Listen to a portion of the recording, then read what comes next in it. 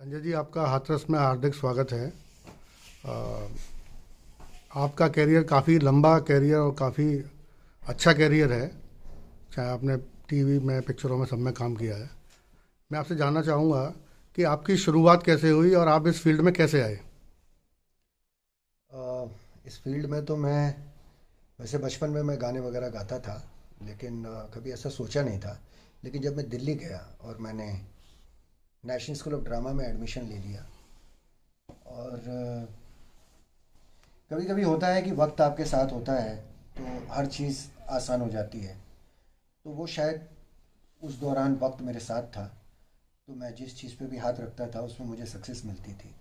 तो वही ऐसा मेरे साथ वहाँ दिल्ली जाके हुआ, और मैं धीरे धीरे मुझे ये पता लगने लग गया कि मैं एक्टर बन सकता हूँ, लेकिन उसके लिए मेहनत करनी पड़ेगी।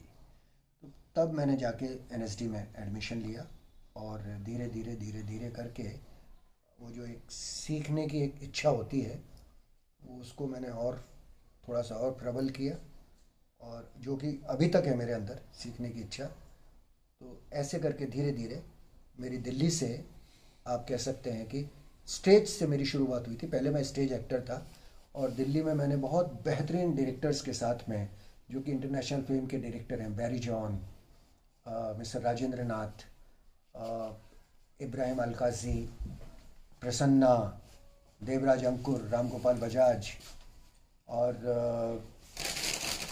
बहुत सारे मतलब जो इंटरनेशनल लेवल के जो स्टेज के जो एक्टर्स हैं, फ्रिट्स बेनेडेट्स जर्मनी से जो हमारे साथ आए हुए थे वो, और इन सब के कीर्ति जैन, निभा जोशी, और ये सब बहुत सारे लोगों के साथ में काम किया, जिसका रिज़ल्ट ये हुआ कि एक एक्सपोजर बहुत अच्छा मिल गया। एनएसडी आपने दिल्ली से?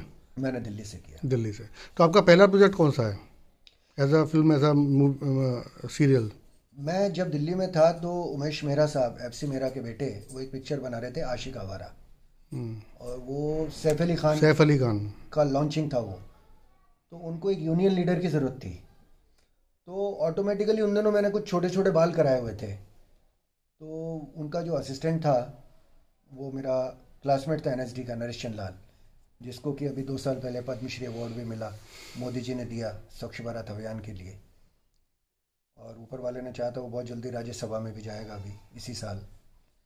तो नरेश का मुझे, मैं तब एनएसडी हॉस्टल में था, तो नरेश का मुझे वो मैसेज आया कि उमेश मेहरा को एक कैरेक्टर की ज़रूरत है, तुम अगर नोएडा आ सकते तो आ जाओ। उन दिनों नोएडा वगैरह आने के लिए बड़ी सुविधाएं वगैरह नहीं थी, लेकिन खैर किसी तरह से हम लोग बस में लद के और ट्रक पकड़ के, और वहाँ से पहले वहाँ, वहाँ से वहाँ, ऐसे करके एक नोएडा की एक फैक्ट्री में वो शूटिंग कर रहे थे। तो पहुँचे तो उन्होंने कहा कि भाई ये डायलॉग आप बोल के दिखा दो। तो हमने बोल के दिखा दिया, तो वो कैरेक्टर जम गया था उनको। तो अच्छा, आपका भी स्क्रीन टेस्ट हुआ था? मेरा स्क्रीन टेस्ट हुआ था उसके बाद। तो अच्छा। आशिक आवारा कह सकते हैं कि आप पहली बार पर्दे पे मेरी एंट्री थी। अच्छा, सबसे, जैसे आपने नाटकों में भी काफ़ी काम किया है दिल्ली में, तो आपका कोई कौन सा फेमस नाटक है जो अभी भी लोग याद करते हैं और काफ़ी माइलस्टोन नाटक जिसके बाद मेरे आपकी ख्याति चारों तरफ फैली हो? मेरे शायद ऊपर वाले की दया ये रही है कि मेरे जितने भी नाटक हैं वो सब माइलस्टोन ही रहे हैं। आप शुरुआत में चाहे वो ग्रेट मराठा हो संजय खान का, चाहे वो नीना गुप्ता जी का गुमराह हो, या वो धीरज कुमार साहब का ओम नमः शिवाय हो, या निखिल सिन्हा का देवों के देव महादेव हो, या महेश भट्ट साहब का नामकरण हो, या मीनाक्षी सागर का रामानंद सागर का जमाई राजा हो, या एकता कपूर का जमाई कसौटी ज़िंदगी की या मौलिकी, ये इनके शोज़ हों। फिल्म फार्म में वासु चिस्टड़ की बेटी रूपाली गुहा के साथ में तुम्हारी दिशा, राखी, और उनका एक और शो था जिसका मैं नाम भूल रहा हूँ, वो सब किया। तो ये लोग सब फेमस फिल्म मेकर थे। तो और इनके शोज़ बहुत ही मतलब बहुत अच्छे चलते थे, और चैनल वाले भी। और अभी अभी मैं जो कर रहा था सोल प्रोडक्शन का स्टार भारत का शो, जो कि अभी लास्ट मंथ ही ख़त्म हुआ है, बहुत प्यार करते हैं, वो ख़त्म हुआ है। तो ये मेरे ख्याल से एक तरीके से ये सारे के सारे शो बहुत बहुत मतलब अच्छे थे। संजय जी, हमारी जो बॉलीवुड इंडस्ट्री है, इस पे आरोप लगता है नेपोटिज्म का, हाँ। और काफ़ी वायरल भी होती हैं चीज़ें, काफ़ी सोशल मीडिया पे काफ़ी युद्ध भी होता है आपस में कि भाई नेपोटिज्म चल रहा है और ये आप इसको मानते हैं या आपका शिकार हुए हैं आप इस चीज़ का? नहीं, मैं तो अपने आप को किसी चीज़ का शिकार नहीं मानता हूँ। मैं एक बात जानता हूँ कि अगर आप में दम है तो आप वहाँ पे सरवाइव कर जाएंगे और आपको काम मिलेगा। नेपोटिज्म वगैरह सब जगह देखिए, हर जगह होता है। आप किसी को जानते हैं तो आप उसी को काम देंगे। नौकरी भी आप उसी को देते हैं किसी के रेफरेंस से जो आता है। आप किसी अचानक अनजान आदमी को रख नहीं लेते हैं। और अगर उससे पहले आपका कोई रिश्तेदार होगा, आपका कोई साला है, आपका कोई भतीजा है, तो जाहिर सी बात है आप उसको पहले नौकरी देंगे, किसी एक अनजान आदमी को वो देंगे। तो मैं इस चीज़ पे बिलीव नहीं करता हूँ कि भाई कोई कलाकार नेपोटिज्म की वजह से पीछे रह गया, वो आ गया।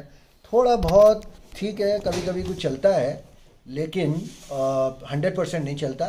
परफॉर्मिंग आर्ट्स के अंदर आपका टैलेंट ही काम आता है। अगर आप टैलेंटेड हैं तो आप काम करेंगे, अगर आप नहीं हैं तो आप चाहे अमिताभ बच्चन के बेटे हैं या शाहरुख खान के बेटे हैं या किसी के भी बेटे हैं, पब्लिक आपको पसंद नहीं करेगी अगर आप अच्छे नहीं हैं तो। संजय जी, जब हम OTT प्लेटफॉर्म अपने यहाँ पे देखते हैं, नेटफ्लिक्स या अमेज़ॉन कुछ भी, तो हम देखते हैं कि हमारे बच्चे या फैमिली साथ होती हैं और उसमें गालियाँ शुरू हो जाती हैं अचानक। तो बड़ा बुरा लगता है बच्चों के साथ बैठ के। तो इसके बारे में आप क्या कहना चाहेंगे? मैं इसके बारे में ये कहना चाहूँगा कि ऐसा होना नहीं चाहिए। अगर OTT सिनेमा को अपने आप को और ज़्यादा फेमस करना है और OTT कंटेंट को और ज़्यादा अच्छा बनाना है, या फिल्म वालों को भी जो लोग OTT पे काम कर रहे हैं, तो ये गालियाँ तो आपको, या तो आप ए सर्टिफिकेट दे दें उसको, ताकि घर वालों को पहले से पता हो कि भाई इसको ए सर्टिफिकेट है तो बच्चों के साथ नहीं देखनी है। लेकिन अगर आप ए सर्टिफिकेट भी नहीं ले रहे हैं और आप उसमें गालियाँ और सेक्स और वायलेंस जो है ज़रूरत से ज़्यादा, जिसकी ज़रूरत भी नहीं है, कहीं कहीं तो गाली कुछ ऐसी होती है कि जिसमें आपको लगता है कि नहीं इस सीन में ज़रूरत थी, लेकिन कहीं कहीं कुछ अब फैशन हो गया है, कुछ लोग जो गालियाँ ज़बरदस्ती भर देते हैं। तो मेरा ये कहना है कि ये एक जो जो जिस टेस्ट का आदमी होता है ना, वो उसी टेस्ट के हिसाब से बातें करता है, काम करता है। तो जितने ग्रेट मेकर्स हैं, जितने अच्छे मेकर्स हैं, वो लोग कभी ऐसा नहीं करेंगे कि कहीं पे ज़रूरत नहीं है तो वहाँ पे ज़बरदस्ती गालियाँ डाल रहे हैं जस्ट बिकॉज कि एक फ़ैशन है और उसको सेंसेशनल बनाने के लिए। तो मुझे लगता है कि ऐसा होना नहीं चाहिए, और जो अच्छे मेकर्स हैं वो ऐसा करते नहीं हैं। पहले की फिल्में होती थी संजय जी, तो फिल्म के बाद एक मैसेज छोड़ के जाती थी कि भाई ये फिल्म थी तो इससे ये मैसेज है। आजकल की फिल्म जो है एमलेस हैं, आप इंटरटेनमेंट करके घर जाइए, कोई मैसेज कुछ नहीं छोड़ रही हैं। तो इसके बारे में आप कुछ बोलना चाहेंगे? ये बस एक यही आपने दुखती रग पे हाथ रख दिया। मेरा भी यही एक हमेशा सवाल रहता है अपने आप से, क्योंकि मैं जब बम्बई जा रहा था तो गुलजार साहब की इजाज़त, राज कपूर की राम तेरी गंगा मैली और गुरुदत्त साहब की प्यासा, कागज़ के फूल और ये सब फिल्में मैं देख रहा था। और इन सब को देखने के बाद में अचानक जब मैं वहाँ पे पहुँचा तो सिनेमा का थोड़ा सा स्वरूप बदल गया था। और तब उस टाइप की फिल्में, जो गोविंदा वाली जो फिल्में हैं, ऐसा नहीं है कि वो फिल्में बुरी थीं, लेकिन फिर भी वो मज़ा नहीं रहा। और दूसरी बात यह है कि जब से टू मच ऑफ एक्सपोजर हो गया, मोबाइल पे आ गए आप, हमेशा फेसबुक पे आ गए, इस पे आ गए, उस पे आ गए, बहुत सारे एक्टर्स ने अपने आप को इतना सस्ता बना लिया। और कोरोना के दौरान ज़बरदस्ती अपना टैलेंट दिखाने के लिए आप फेसबुक पे आके कुछ भी बकवास कर रहे हैं, इंस्टा पे आके कुछ भी बकवास कर रहे हैं, तो इससे आपका जो मैजिक है वो ख़त्म हो जाता है। तो अगर आपको, जैसे दिलीप साहब थे, या राजेश खन्ना साहब थे, या बहुत सारे दूसरे जो एक्टर्स थे, राजकुमार साहब थे, देवानंद थे, ये इन लोगों का मैजिक आज तक दिमाग में इसीलिए ज़िंदा है क्योंकि इन लोगों ने कभी अपने आप को इतना सस्ता और इजी बना के प्लेटफॉर्म पे दिया नहीं कि सब कुछ फ्री में। तो इस वजह से ये क्या कहते हैं, इन सब सारी चीज़ों का ये सब चक्कर है। और ये मैं इस चीज़ से बहुत वो हूँ कि आजकल जो मैसेजफुल, जो आप बात कर रहे हैं, मैसेजफुल कंटेंट जो है उसकी बहुत कमी है। लेकिन जब जब मैसेजफुल कंटेंट आता है तो उस मैसेजफुल कंटेंट के लिए मैं आपके दर्शकों को ये कहना चाहूँगा कि टोकन द ट्रेजर, जो कि फिल्म रिलीज़ हो चुकी है लेकिन अब वो OTT पे वो आएगी पिक्चर, तो आप ज़रूर देखिएगा। उसके प्रोड्यूसर अनूप जलोटा जी हैं और एक फर्स्ट टाइम लेडी डायरेक्टर है मिसेस रवि कला गुप्ता, उन्होंने उसको डायरेक्ट किया है। पूरी पिक्चर में कोई गाली नहीं है, कोई कुछ नहीं है, और मैसेज बहुत कमाल का है जो कि हमारी इंडियन वैल्यूज़ का है। तो मैं ऐसे सिनेमा को पसंद करता हूँ आज भी, जिसके अंदर कुछ देने के लिए। लेकिन वो बासु चटर्जी और ऋषिकेश मुखर्जी वाली कॉमेडी है, जिसमें कि आप पूरी फिल्म के दौरान थोड़ा थोड़ा थोड़ा थोड़ा मुस्कुराते रहेंगे। तो मैं ऐसी फिल्मों का कायल हूँ कि आप फैमिली के साथ, घर के साथ भी देख सकें। अच्छा, आपने इतना कुछ अचीव कर लिया है अपनी लाइफ में। अब हाथरस के लोगों के लिए आपकी कोई योजना, कोई मतलब वर्कशॉप यहाँ पे जब भी आप आएँ, यहाँ के लोग फिल्म इंडस्ट्री में कैसे जाएं, क्या तरीका हो? क्योंकि आप देखते हैं कि सोशल मीडिया पे, अखबारों में तरह तरह के विज्ञापन आते हैं, लोग ठग जाते हैं कि भाई कि हम लोग आपको ये बनाएंगे, इतने का चेक ड्राफ्ट भेज दीजिए। तो इस बारे में आप क्या कहना चाहेंगे और हाथरस के लोगों को क्या बताना चाहेंगे? नहीं, मैं हाथरस के लिए मेरी एक अपने दिमाग में मेरी जो प्लानिंग है वो ये है कि मैं एक प्रॉपर एक ऐसा एक इंस्टीट्यूट टाइप से, ऐसा नहीं कि कोई जैसे कोई बागला कॉलेज है या कुछ, वो इतना बड़ा नहीं, लेकिन हाँ एक प्रॉपर इंस्टीट्यूट जहाँ पे लोगों को एक्टिंग के बारे में जैसे हमने पढ़ाई की वैसे ही प्रॉपर उनको भी पढ़ाई दी जाए।